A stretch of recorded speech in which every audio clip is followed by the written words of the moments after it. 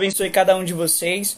Essa aula que aqui estaremos trazendo é uma aula para o pessoal que está se consagrando juntamente na Rádio Cultura, na capela da Rádio Cultura. Alguns faltaram a primeira aula, então nós estaremos fazendo essa primeira aula para aqueles que não puderam ter a oportunidade de participar dessa aula. Hoje nós vamos falar sobre 5 temas. São temas que tratamos sobre a consagração para aqueles que vão se consagrar.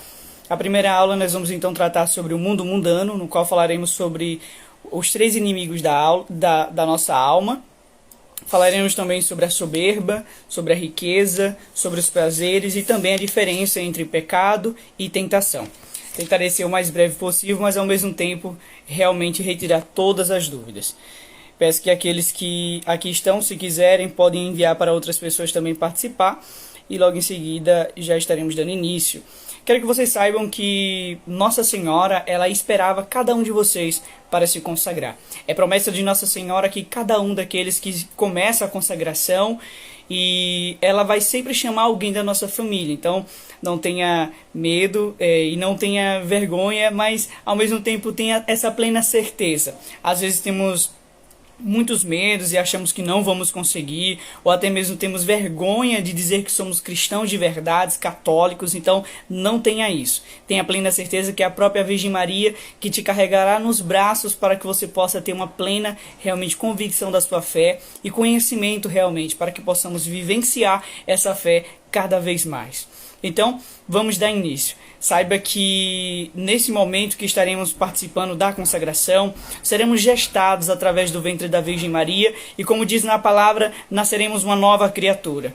Já passou-se o homem velho e nasce uma nova criatura. Então é preciso abrir os nossos corações para receber cada vez mais essa certeza do céu que Deus nos convida, pois a partir do momento que somos batizados, as portas do céu é aberta da santidade para que possamos então conhecer e vivenciar essa santidade na Igreja de Cristo.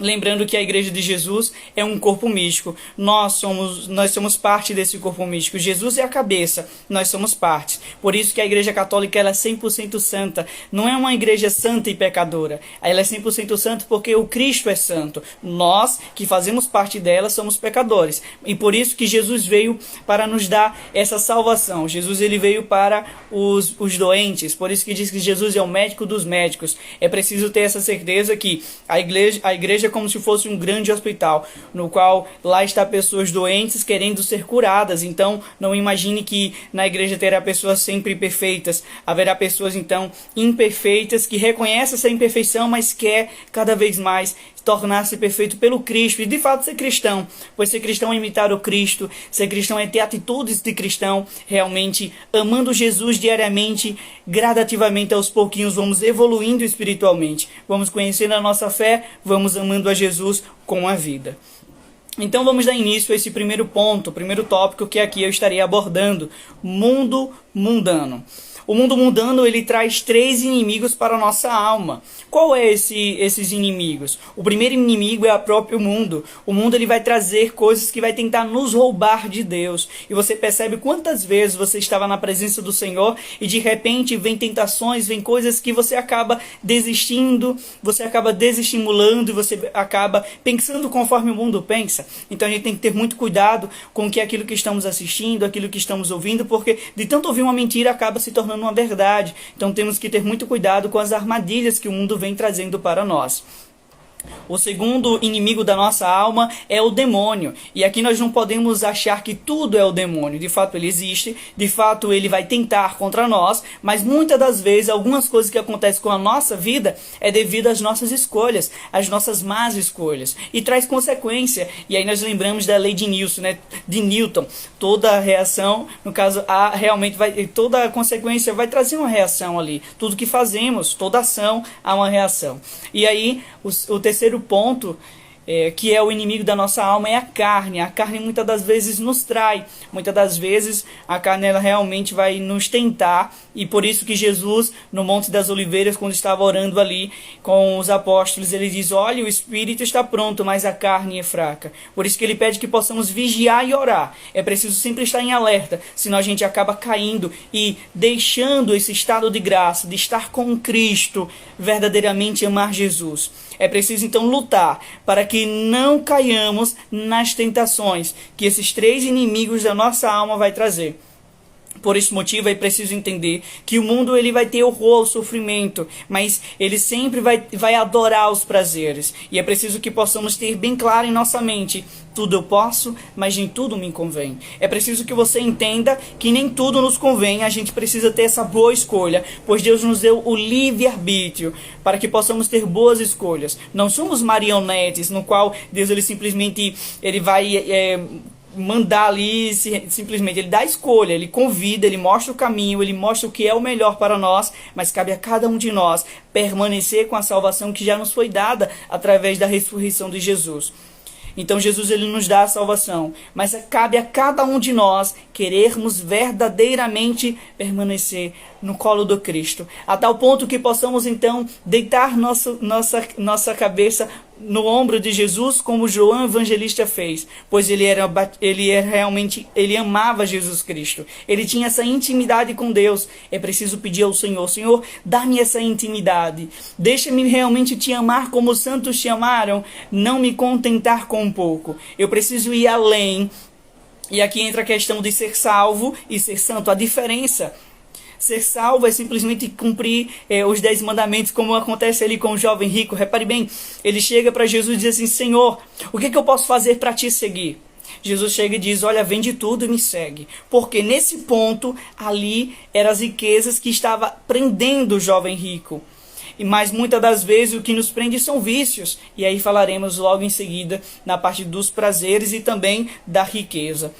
Mas o mundo ele tem 4 pilares e é preciso entender que esses 4 pilares, se não bem compreendidos e se a gente não foge dessas ocasiões, a gente acaba caindo e cedendo. Por mais que tenhamos anos e anos de caminhada, se a gente não se abrir para a graça de Deus, a gente não vai continuar. Porque a gente precisa entender que não somos autossuficientes, só conseguimos seguir além na espiritualidade com Deus se deixarmos com que o Cristo verdadeiramente entre em nossos corações. Não podemos deixar brechas para que a soberba ou o orgulho tomem conta de nós.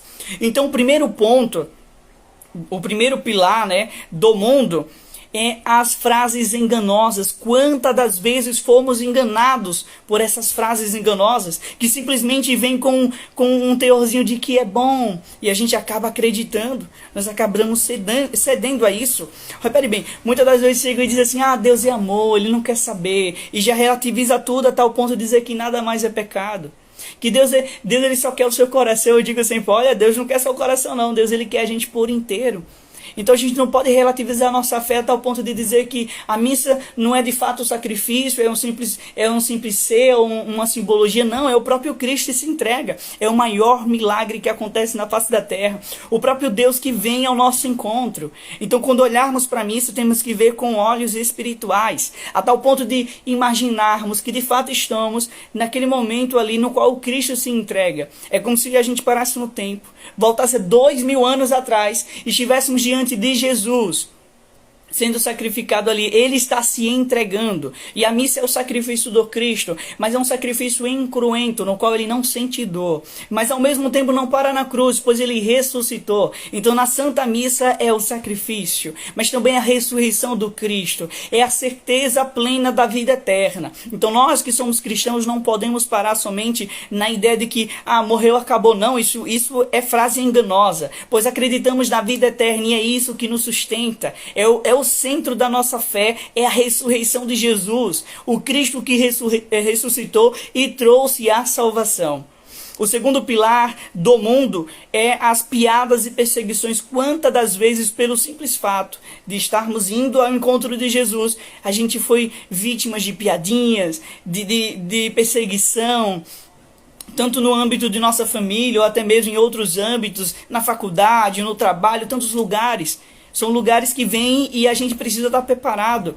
Preparado não somente intelectualmente, mas espiritualmente. Por isso a necessidade de ter uma vida de oração, uma vida de intimidade e começar a compreender que toda essa perseguição é porque o próprio Cristo foi perseguido. É bíblico. Ele chega e diz assim: olhe, Se o mestre foi perseguido, quem dirá vocês que seguem a ele? Então precisamos entender que todo sofrimento, toda perseguição a gente precisa entregar pela cruz de Jesus. Nos reemendarmos com ele e dizer, Senhor, por ti irei continuar. Porque se não for por Jesus, não tem sentido. Se não for por Jesus Cristo, nossa fé não teria um sentido. Então por esse motivo que somos cristocêntricos. Jesus é o centro de nossa fé. Você percebe que na Santa Missa é o Cristo que ali está. Nós realmente temos dois banquetes na Santa Missa, que é o da palavra e o da Eucaristia.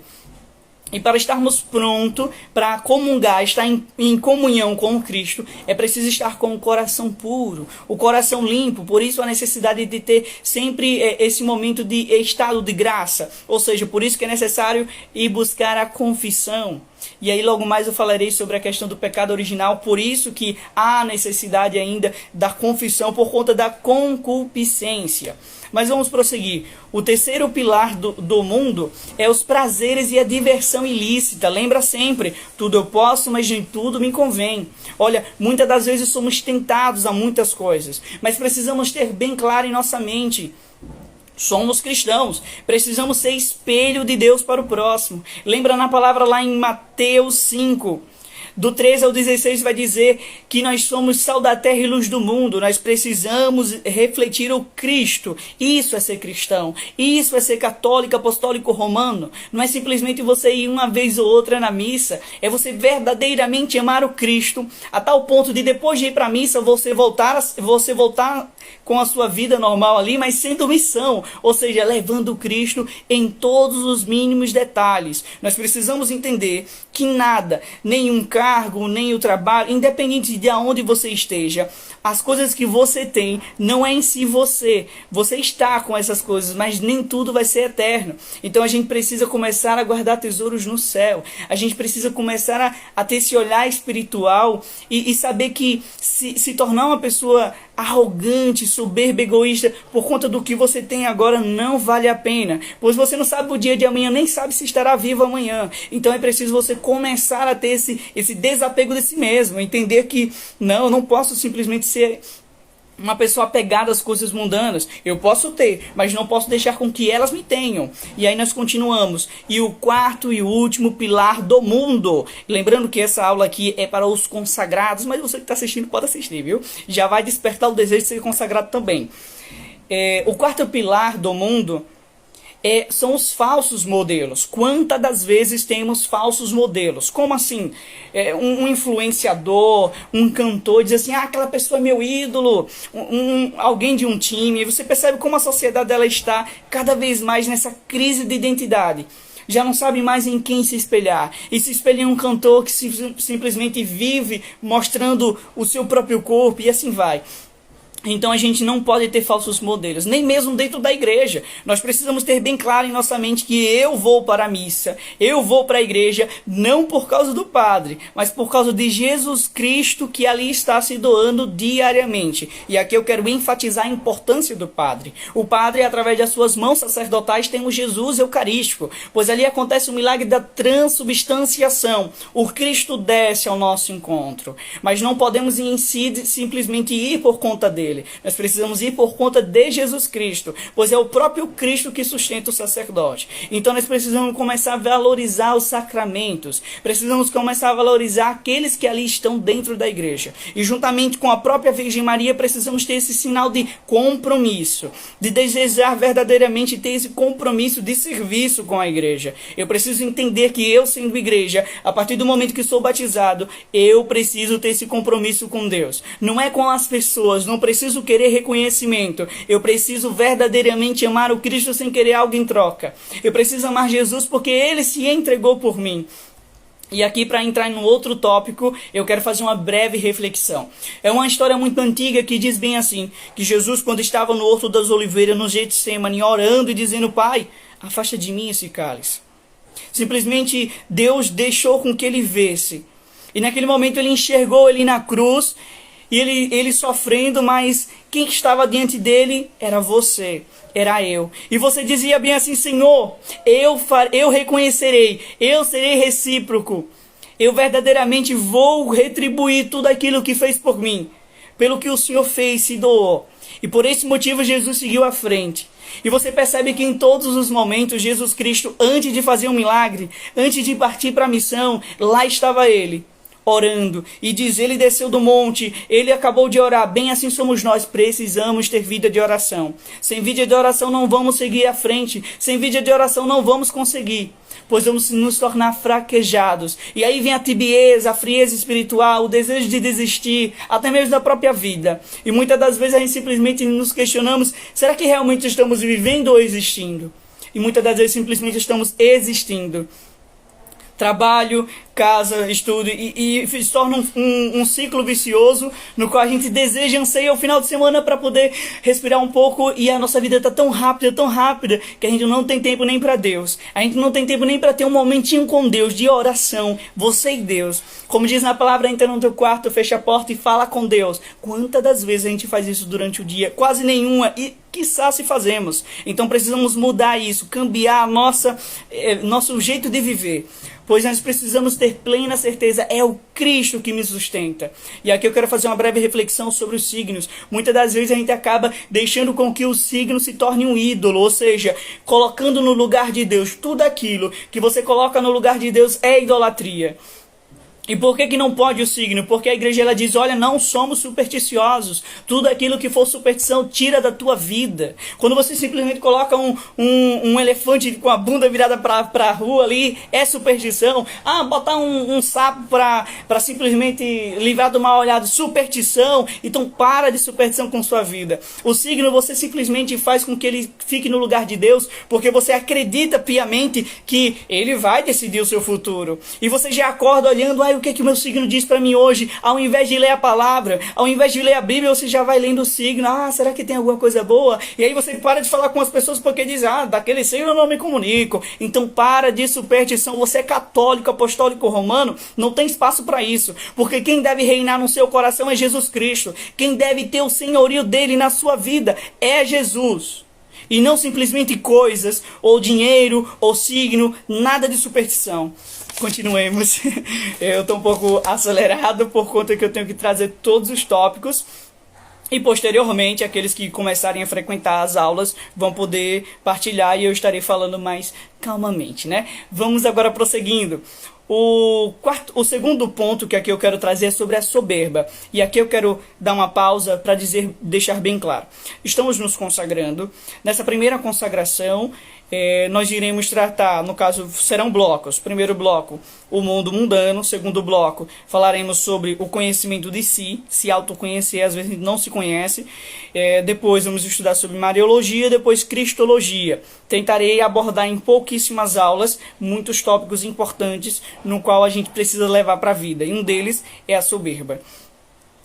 Na palavra de Deus diz assim, que para ganhar o céu, quem herdarão o reino dos céus são os violentos. Mas não os violentos no sentido físico, mas no sentido espiritual. Você precisa lutar contra você mesmo para conseguir amar Jesus de verdade. E se você simplesmente deixar com que isso se torne algo supérfluo, você não vai levar a sério a sua vida cristã. Você não vai levar a sério a sua vida espiritual. E muitas das vezes você deixa com que se torne uma bola de neve, a tal ponto de você não ver mais sentido na sua vida. Então você precisa começar a compreender que é o Cristo que deve ser amado em minha vida e não simplesmente querer realmente simplesmente chegar e fazer seus próprios caprichos. Você precisa começar a amar Jesus nos mínimos detalhes. Quando alguém chega, te dá uma piada, você mortifica, você entrega nas mãos de Deus. Não retribua com ódio. Como a palavra de Deus diz, olha, a boca fala que o coração está cheio. Vamos começar a tratar as pessoas com amor, com caridade. Vamos realmente viver como cristãos, como os primeiros cristãos faziam.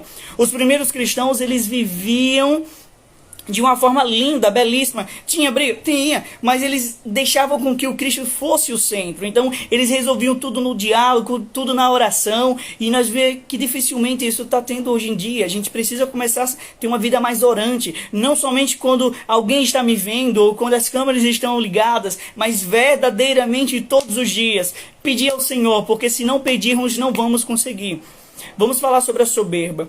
A soberba ela tem 7 tópicos, no qual a gente precisa entender que a soberba ela destrói o ser humano, afasta as pessoas de você. Eu digo que sempre, quando eu estudei essa primeira aula sobre a soberba, Isso mudou a minha mente, abriu assim de uma forma que eu quis mudar de vida, eu quis me converter. Eu entendi que eu não era convertido coisa alguma. Eu achava que já era convertido, mas não era, porque eu não tinha atitude de cristão. Eu era um hipócrita, ou seja, eu não estava vivendo conforme deveria. Então eu percebi que só por mim mesmo não conseguiria. Somente com Jesus eu ia conseguir. Então diante do altar dele, de joelhos, eu pedi: Senhor, me ajuda, como o próprio Santo Agostinho fez. Mas a diferença é que Santo Agostinho, no início da conversão dele, ele dizia assim: Senhor, dá-me a castidade, mas agora não. Então a gente precisa fazer o contrário nesse sentido. A gente precisa assim: Senhor, me ajuda a ser santo, mas agora, precisa ser agora. Nada de procrastinar, nada de deixar para amanhã.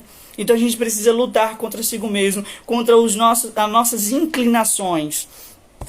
O primeiro ponto da soberba é o egoísmo. Sempre fala de si mesmo. Quantas das vezes nos pegamos a achar que somos o centro das atenções? Precisamos entender que não somos o centro das atenções. Precisamos entender que não somos melhor do que todo mundo. Precisamos entender que não conseguiremos ir além se não for com a ajuda de outrem. Nós estamos na mesma barca de Cristo e somente com o Cristo venceremos. Então Jesus ele diz: ame o próximo como a ti mesmo. Se você não ama a si mesmo, você não vai amar o próximo. Então você precisa sim se valorizar, mas não achar que você é o centro. Você precisa começar a fazer o quê? Enxergar o Cristo em você.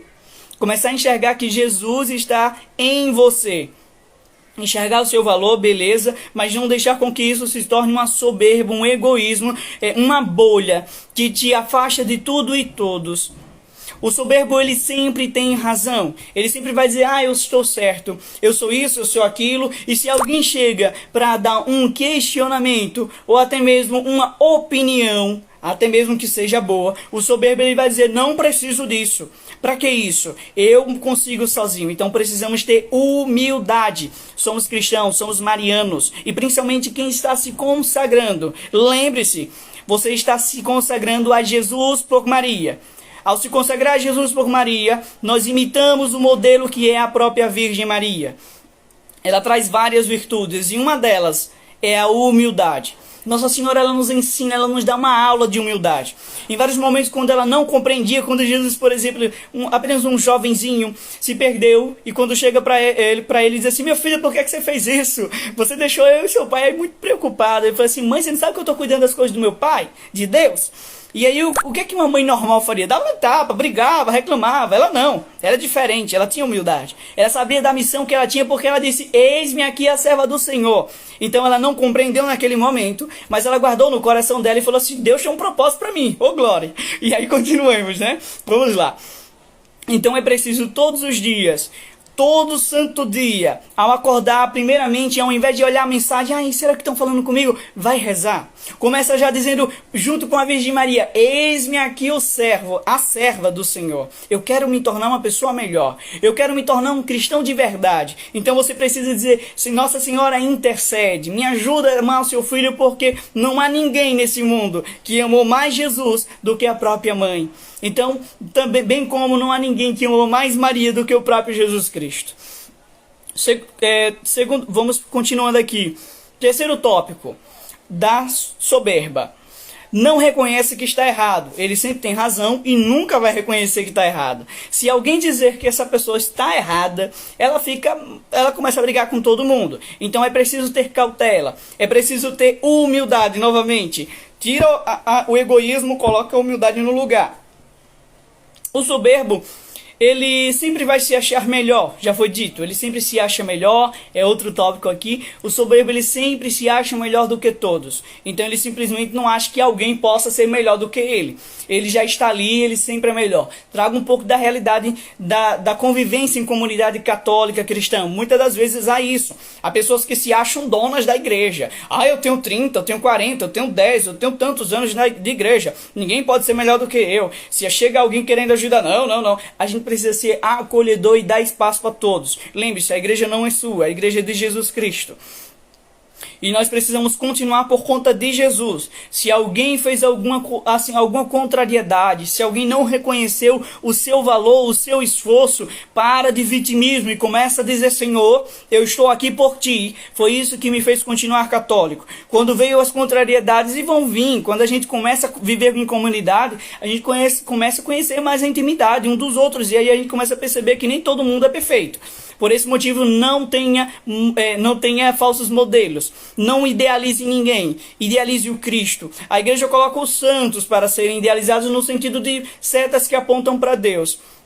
Mas não pessoas que estão vivas, porque elas correm o risco de falhar, correm o risco de ter essa falha humana. Então começa a discernir falha humana e razão da tua fé. Não é porque alguém falhou, não é porque alguém caiu, não é porque alguém foi discípulo de Judas Iscariote que eu vou desistir de Jesus, não. Porque se você sai da igreja católica por causa de alguém, é porque você nunca esteve por conta de Jesus Cristo. Muitas pessoas vão seguir os passos de Judas, vão trair Jesus Cristo, dar um beijo em Jesus, mas ao mesmo tempo está apunhalando pelas costas, está vendendo ele por 30 moedas. Então a gente precisa começar a compreender que a minha fé não é uma fé sentimentalista, não é por sentimento, se eu choro ou não choro, eu continuo ou não continuo por isso. Não pode tratar sua fé somente assim, hoje eu vou para a missa porque eu estou bem, não vou para a missa porque eu estou triste. Você tem que ir para a missa porque Jesus está se entregando, não é porque você quer, você não quer. É porque você precisa dele. Tem que entender isso. É nós que precisamos de Deus. Eu não vou rezar hoje não, Nossa Senhora vai me entender. É você que precisa da intercessão dela. Não é ela que precisa da sua oração, não. É você que precisa para se sustentar, para continuar perseverante. Pois bem, quando a gente percebe que se simplesmente a gente passa algumas horinhas sem comer, a gente já quase morre. Imagine como está a nossa alma quando passar um mês, semanas sem comungar, sem receber o Cristo. E aí eu vou trazer o remédio para, no caso, aqueles que são os inimigos de nossa alma. Eu acabei esquecendo de trazer o remédio. Vou explicar a você qual é o remédio para aquilo ali. Mas vamos finalizar sobre a soberba. A soberba também tem aquele que só vive de aparência. Quantas pessoas é feliz? Só nas redes sociais, né? Porque quando você vê ela pessoalmente, aquela pessoa só falta de bater. Então você tem que ter calma e você precisa entender que é um processo. Claro, me converti. Vou me converter de vez? Não, não é assim. Você vai se converter gradativamente. Você tem que respeitar o seu tempo de conversão. Porque um dos grandes pontos de muita gente desistir da santidade, você percebe, há pessoas que se convertem. Aquela pessoa vive santamente, aquela pessoa está de um jeito que, meu Deus, ela quer fazer tudo de uma vez porque ela nunca fez. E aí ela acaba desistindo, desestimulando, entendendo que não é bem assim, que precisa ter maturidade espiritual. Eis aí o momento quando a gente se crisma, a gente se torna adulto na fé. É para a gente conhecer a nossa fé e ter essa plena certeza. Mas precisamos respeitar o nosso tempo. Nós não somos santos ainda, estamos no processo. Somente com Cristo vamos conseguir. Porque se você quer ser santo sem ir para a missa, sinto muito, você não vai conseguir. Porque se você não quer ir para a missa agora, que é o início do céu, as portas que se abrem ali para o céu, por que você vai querer depois que você morre? Então você tem que entender o quê? Você precisa buscar Jesus agora, não amanhã, quando você está doente, morrendo, etc. Você precisa parar de querer tratar Deus como se fosse um objeto, como se fosse simplesmente um brinquedo que você pega quando você precisa, quando você simplesmente está precisando. Quantas pessoas tratam Deus dessa forma? Quantas pessoas estão barganhando com Deus? Deus, faz isso que eu vou me converter. Deus, faz isso. Não faz isso não. Começa a ter uma vida íntegra, realmente uma vida verdadeira para Jesus, de agora. Não precisa você esperar algo extraordinário acontecer na sua vida, pois já está acontecendo, você está vivo, é um dos maiores dons que Deus te deu. Então começa a agradecer até mesmo pelas coisas pequeninas que você nunca agradeceu. Quando você acorda, você agradece pela vida. Eu já acordo agradecendo, eu falei, meu Deus, obrigado, mais um dia. Eu sou falho, eu sou pecador, mas eu tenho uma nova chance de me tornar uma pessoa melhor. Essa é a grande chave. É parar de se perguntar, meu Deus, por quê? Por quê? Não, é pra quê, Deus? É pra eu me tornar uma pessoa melhor, então vamos. Deus, pra quê? É pra algo bom pra minha vida? Ou é pra eu aprender a deixar de ser orgulhoso, de soberbo? Então vamos. Então começa a ter esse ímpeto de obediência. Vamos lá. Autossuficiência. Esse é um dos tópicos também que o soberbo ele acha que é autossuficiente. Ele não precisa de ninguém, ele não precisa de Deus. E porque existem tantas pessoas que estão indo para o antropocentrismo, o homem no centro, tira Deus do centro. E aí você percebe quantas pessoas são hipócritas, nunca busca Deus. Aí vem a pandemia que é culpar a Deus. O próprio ser humano, com as suas consequências, traz doenças, traz miséria, tanta destruição, porque Deus deixou os 10 mandamentos. Beleza. Se você seguisse os 10 mandamentos, não teria muita coisa que tem atualmente, não existiriam. Então para de querer culpar Deus por conta que ele não tem culpa. Muitas das vezes é o próprio ser humano trazendo suas consequências, porque se torna escrava do dinheiro, das riquezas. é capaz de passar por cima um dos outros para ter coisas. Então é necessário ter isso bem claro na nossa mente. As coisas foram feitas para ser usadas, não o ser humano. Então pare de tratar o ser humano como se fosse um objeto. Continuando. Obediência, último ponto. O soberbo ele não é obediente. Quando um sacerdote chega para alguém e diz assim, meu filho, uma correção fraterna, a pessoa não obedece. Eles, quem é ele? Para achar que ele é quem? Ele é quem? Ele é um sacerdote, ele se entregou por Deus. Mas ele é um ser humano, ele peca. Beleza, ele está em processo de conversão, mas você tem que respeitar, pois ele é persona Cristo, ou seja, a pessoa de Cristo aqui. Ele é um pai das ovelhas, é o pastor que guia as ovelhas. Então vamos ter mais o sentido de obediência, porque as pessoas já não obedecem mais. A igreja nunca passou por uma crise tremenda como está passando, das pessoas não conhecerem nem a própria fé, as pessoas que se dizem católicas, porque antes a igreja ela batizava os pagãos, agora a igreja tem que converter aqueles que já são batizados, nunca foram católicos, depois vai para outra religião e diz, quando eu era católico eu não lia a Bíblia, nunca foi católico, pelo amor de Deus, porque católico ele reza o texto, católico lê a Bíblia, católico lê o catecismo, aí fala assim, eu não faço isso ainda, e agora? Calma, estamos num processo, estamos conhecendo a nossa fé, e vamos nos consagrar e vamos nos tornar católicos, tá bom? Deus abençoe, vamos lá, vamos continuar.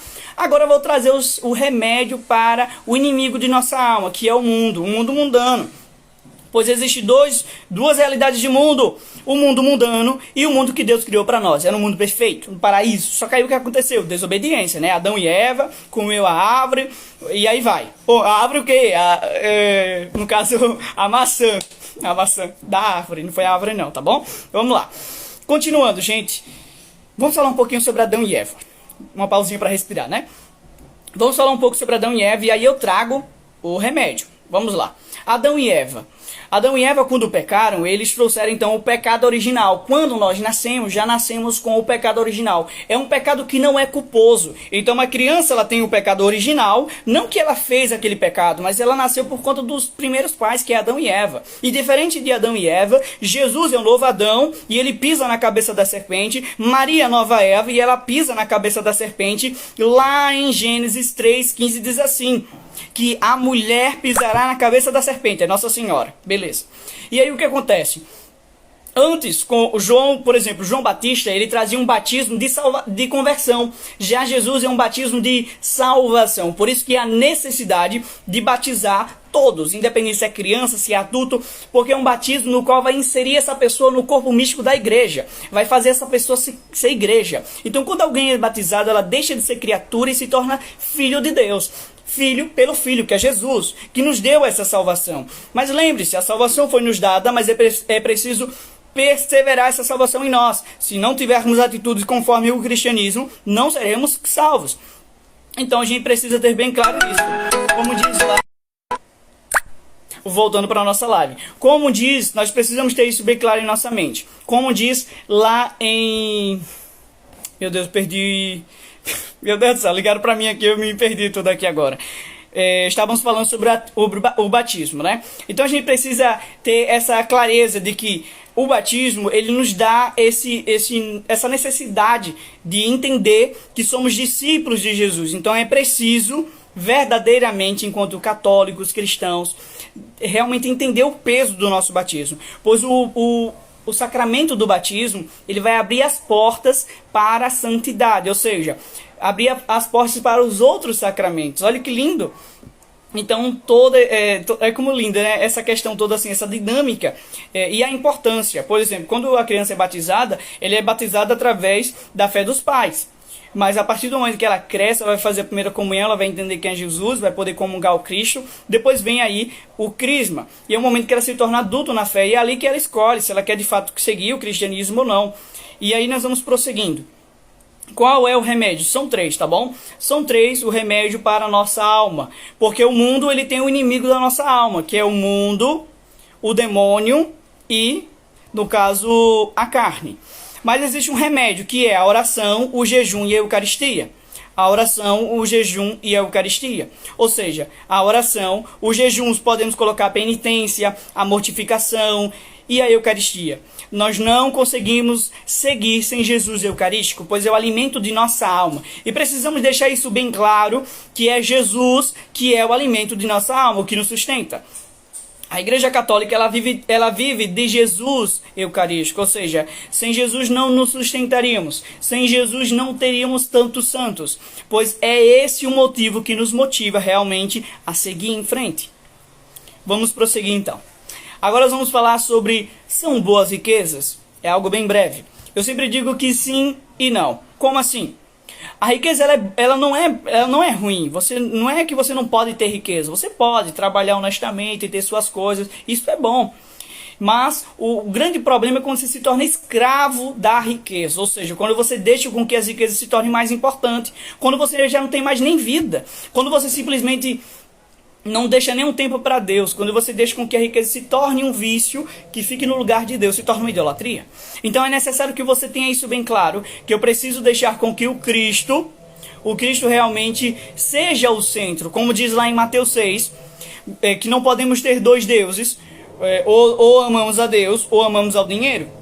E quantas pessoas são capazes de pisar um em cima das outras para ter dinheiro? Quantas pessoas são capazes de matar os próprios familiares para ter dinheiro? Quantas pessoas são capazes de matar, de roubar, de tantas atrocidades para ter dinheiro? Se tornam escravos do dinheiro. Não é errado você ter. Agora, a grande questão é você ter o dinheiro, mas não deixar com que o dinheiro te tenha. Ou seja, com que se torne o centro da sua vida. Tem tantas pessoas que, eu vou trabalhar para ter isso, para ter isso, para ter... E daqui a pouco simplesmente fica velho, morre, não fez nada da vida, não viveu, não foi feliz, porque simplesmente se tornou escravo. Então é você saber ter equilíbrio e não deixar com que as coisas falem mais alto. Ou seja, dizer assim, não, eu tenho que... Então você tem que ter uma vida realmente equilibrada, e quem tem que ser o centro da sua vida é Deus. Ou seja, seu trabalho, deixa Deus ser o centro do seu trabalho, no seu estudo, deixa Deus ser o centro na sua casa, na sua família. A igreja nos convida, nós que somos batizados, que temos o sacramento do batismo, a sermos igrejas domésticas. É o lugar mais difícil de evangelizar em casa, porque eles nos conhecem, eles conhecem a nossa intimidade, eles conhecem o homem velho que morreu. Então nós precisamos fazer o quê? Nascer novas criaturas, mas entender que não é milagre não. Aos poucos as pessoas vão realmente compreendendo, e com o testemunho vamos convertendo. O testemunho ele arrasta, mas é preciso então de fato perseverar no testemunho. Não é desanimar, ninguém se converteu, pois é promessa de Nossa Senhora que alguém da nossa família vai se consagrar também depois que você se consagra. Mas espere no tempo de Deus, faça por onde, dê testemunho, mostre como é bom a alegria do Evangelho, porque o Evangelho é isso, é a boa nova, a boa notícia. Deus está no meio de nós. Então, como ele mesmo diz, quando estamos rezando, orando, ele está no meio de nós. E agora eu vou falar sobre o prazer, né? É algo importante aqui, eu vou tentar resumir para não ficar muito extenso, mas o prazer. É bom o prazer? Sim e não. Muitas das vezes as pessoas acham que o prazer está simplesmente somente na questão sexual, mas não, o prazer ele está em muitas coisas. Há pessoas que sentem prazer na comida, há pessoas que sentem prazer no caso, maltratar outras pessoas, e assim vai. Então, existe um tipo de prazer, o prazer bom e o prazer ilícito, ou seja, a questão da relação sexual não é pecado desde que seja no casamento, desde que seja no sacramento. Independente da opção sexual da pessoa, se a pessoa tem relação, é pecado. O pecado não é a pessoa, é o que ela faz. Então, seja uma pessoa homossexual ou hétera, se ela tem relação fora do sacramento, é pecado. O pecado é a questão da relação fora do sacramento ali. Então, muitas das vezes eu vejo muitas pessoas que, por exemplo, que são héteras, e aí acaba o quê? Criticando muita gente, todo mundo, mas ao mesmo tempo tem uma vida hipócrita porque não vive o sacramento da castidade, não vive a castidade, ou seja, vive uma vida mundana nesse sentido e acaba criticando todo mundo. E claro, um pecado não justifica o outro, mas é necessário entender que todos precisam passar pela castidade. Aquele que se sente inclinado para o mesmo sexo, a igreja orienta que a pessoa, por Jesus Cristo, pelo sacrifício de Cristo, faça o sacrifício de viver a castidade. Aquele que o sacramento é o matrimônio, é preciso esperar em Deus até o momento que realizaria o sacramento. Não é porque você noivou que você vai começar agora a ter relação. Você tem que esperar em Deus. E começar a compreender a beleza da castidade. Pois o próprio Paulo, se dependesse dele, todo mundo ia viver a castidade. Todo mundo ia viver o celibato. Por exemplo, o primeiro sacrifício que o sacerdote ele oferece não é a Santa Missa, é a sua própria castidade. Ele oferece a Deus em amor ao Cristo. E aí nós podemos aprofundar depois. Mas vamos lá. Então existe a questão da liberdade e a libertinagem. Deus nos deu a liberdade para fazermos o que a gente bem entender. Ele pede, ele orienta, ele dá a Bíblia ali para a gente saber o que não pode, mas ele não vai simplesmente proibir você. Ele deu a liberdade. Ele está de braços abertos para nos acolher. Ele é misericordioso, mas não podemos brincar com a misericórdia dele. Ou seja, nós precisamos fazer como Maria Madalena, que de prostituta se tornou uma santa. Ou seja, ela deixou com que o Cristo o amasse. Ou seja, ela deixou com que o Cristo verdadeiramente tocasse o coração dela. E ela voltou para Deus verdadeiramente. Ou seja, quando Jesus chega e diz, olhe, volte e não peque mais. Então, ela teve a questão da confissão. E ela voltou e mudou a vida dela. Bem assim somos nós, precisamos mudar a nossa vida. Se fosse fácil, não teria sentido algum, né? Muitas das vezes temos essa grande tendência dizer assim, mas é tão complicado. Não, a gente tem que entender o seguinte, que é por Jesus Cristo. Coloca nesse sentido na sua mente, é por Jesus. Não é por medo do inferno, tem que ser por amor a Ele. A gente não pode pecar por amor a Jesus, não é por medo. Porque uma hora ou outra a gente acaba simplesmente achando que não tem mais sentido e pronto. Joga tudo pro ar, como muitas pessoas fazem. Então a gente precisa começar a entender o nosso valor, que não podemos simplesmente fazer com que nosso corpo, nossa vida se torne uma vitrine, que todo mundo pode ver, que todo mundo pode pegar, etc. Então você precisa valorizar-se, entender que não podemos objetificar as pessoas. As pessoas não são coisas para serem usadas. E aí eu dou o exemplo do papel higiênico que o saudoso, né, Padre Léo, ele dá esse exemplo. Ele falava assim que o papel higiênico, antes de ser usado, as pessoas cuidam bem até chegar em casa, tratam muito bem, botam um lugarzinho separado, mas depois, simplesmente, quando usado, as pessoas têm nojo e não querem mais nem ver na frente delas. Bem assim são as pessoas que simplesmente usam umas às outras e depois jogam fora. Quantas pessoas pegam e usam umas às outras, brincam com sentimentos e depois jogam fora. Então a gente precisa entender que você precisa se valorizar. Por isso que quando a igreja ela diz assim, olhe, guarde a castidade, espere em Deus, é para te prevenir, porque a igreja é uma boa mãe. Então a igreja ela vem para proteger. Ela vem para proteger, ela vem para orientar. Muitas das vezes as pessoas dizem assim, a igreja é como se fosse um muro que te trava, que você não pode viver. Não, é uma proteção na realidade.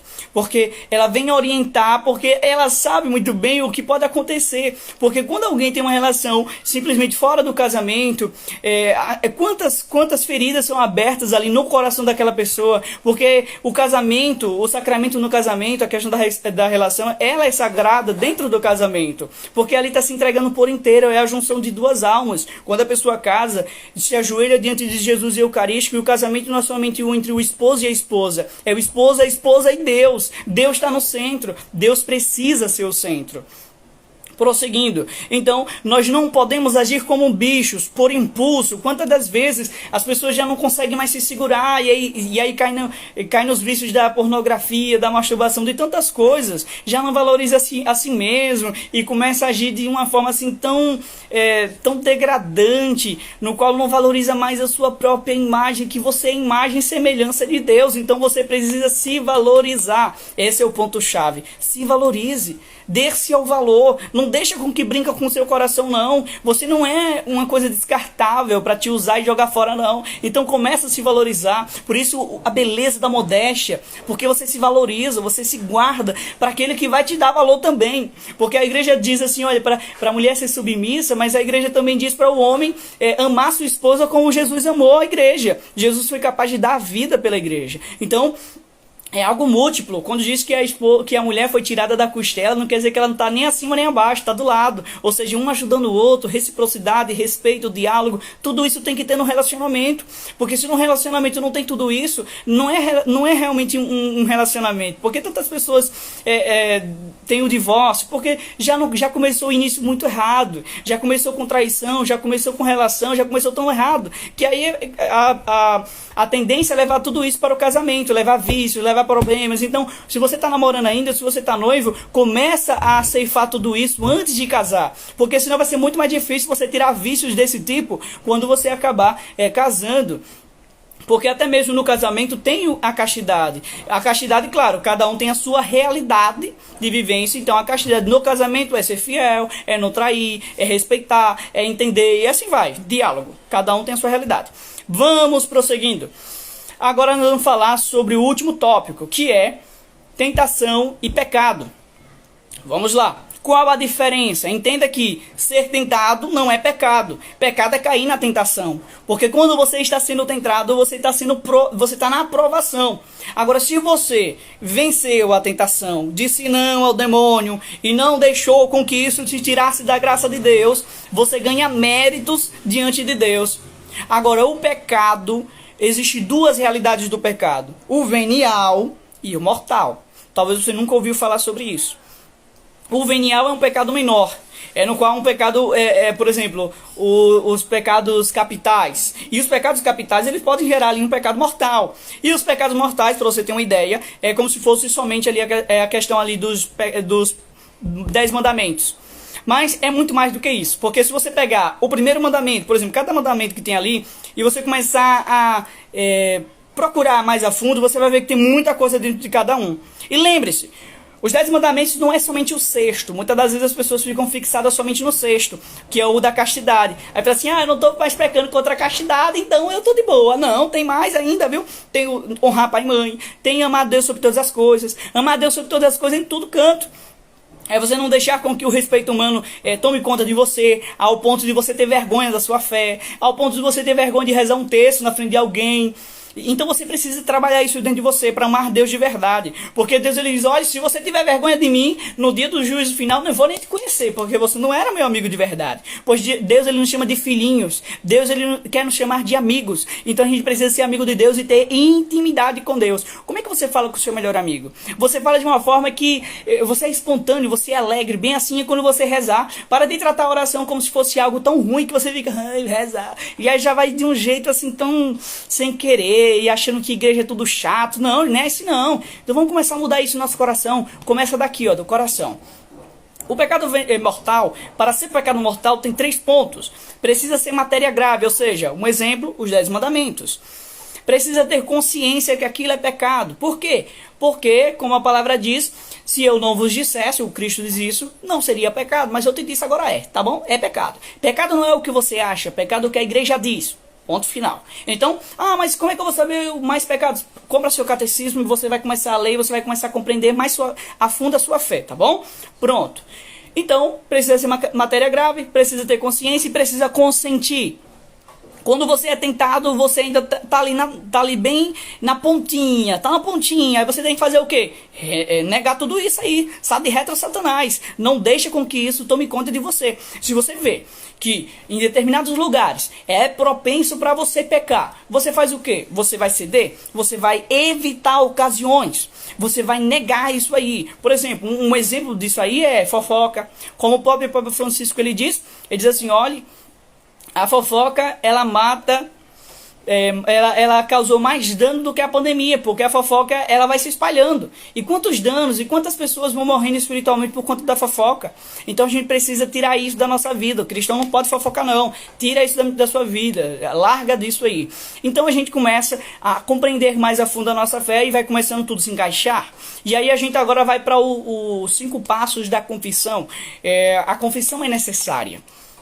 Eu já vou finalizando, eu vou dizer quais são então agora as nossas práticas dessa semana. As nossas práticas são 3. A primeira é todos os dias rezar a oração da humildade. Deus, somente Ele vai nos dar essa humildade que precisamos para ser santos. Pois não queremos nos contentar somente em ser salvos, nós queremos ser santos. Pois o Concílio do Vaticano II ele vai dizer, olhe, a santidade não é somente para padre e para freira, é para todo mundo. O padre, quando ele se entrega por Cristo para trazer Jesus para o povo de Deus, para os fiéis. Então, o que o padre mais quer é que, de fato, o seu sim seja semente de santidade. Mais pessoas desejem, almejem amar Jesus de verdade. Então é isso que vocês precisam almejar. Todo santo dia, eu quero ser santo. Em minha casa, em meu trabalho, em minha faculdade, em tudo que eu for fazer, Deus coloca esse desejo em meu coração da santidade. Só Deus pode dar esse desejo. Só Deus pode dar esse desejo de amar Jesus de todo o coração. Pronto. no caso, a primeira prática é essa. A segunda prática é analisar o seu perfil. O que é que você anda postando? Na sua rede social você posta foto seminua? Você está edificando ou não alguém com as suas fotos, suas postagens? O que você anda postando? Você anda seguindo sites de pornografia e divulgando isso? Para de seguir. Para de seguir pessoas que te fazem pecar. Quando você vê aquela foto daquela pessoa seminua, você peca. Então para de seguir. Para de postar coisas que vai fazer com que a pessoa simplesmente peque. Porque aí você diz, problema dela, se ela vai pecar. Não, não é assim. Você tem que ser caridoso com o próximo. Entra a questão da modéstia. Estuda um pouco sobre a modéstia. E a modéstia não é somente para as mulheres, é também para o homem. O homem precisa saber se portar nos lugares. Não é de qualquer jeito. Não é só para a mulher não a modéstia. O homem tem que ser modesto também, porque é um fruto do Espírito Santo. Quando somos crismados, recebemos 7 sacramentos. Depois disso, vem os frutos, são 12. E um deles é a castidade, é a modéstia. Então a gente precisa começar a pedir ao Cristo esse fruto do Espírito Santo. O terceiro e o último, você já sabe, né? Esse daí é analisar o seu perfil, analisar suas postagens, ver o que é que você anda postando, ver o que é que você anda seguindo, qual é a série que você assiste, novela, essa novela tá te edificando ou tá te fazendo ficar mais safado, mais errado? Então você tem que botar na balança e ver assim, isso vale a pena? Não vale, então tira.